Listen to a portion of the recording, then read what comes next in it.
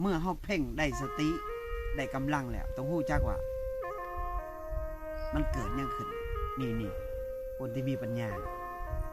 รู้ทันจิตทันใจรู้ทันสภาวะที่มันเกิดขึ้นมันบ่สงบกับบ่ต้องไป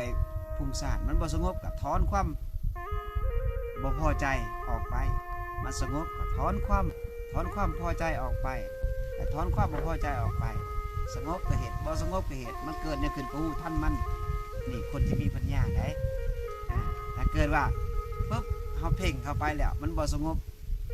แล้วก็อารมณ์บ่พอใจแล้วเอาอารมณ์ไปร่วมกับมันปุ๊บบ่พอใจปุ๊บมันก็พุ่งซ่านนั่นมันโลกียะเมื่อพุ่งซ่านแล้วจะก็งุนงิดสมาธิมันก็เสื่อมมันก็บ่อยู่กับเฮานี่เฮาต้องว่าเพ่งลมให้มีปัญญาการเพ่งมีปัญญาไม่ได้มันเกิดเนี่ยขึ้นกับรู้ทันมันบ่ต้องเอาความพอใจกับความบ่พอใจบ่ต้องไปร่วมอารมณ์กับมันสงบเหตุบ่สงบเหตุมันเกิดที่ขึ้นกับรู้ทันมันตัวนี้คนที่เพ่งเอาปัญญาเด้อเพราะฉะนั้นถ้าตั้งใจเนาะ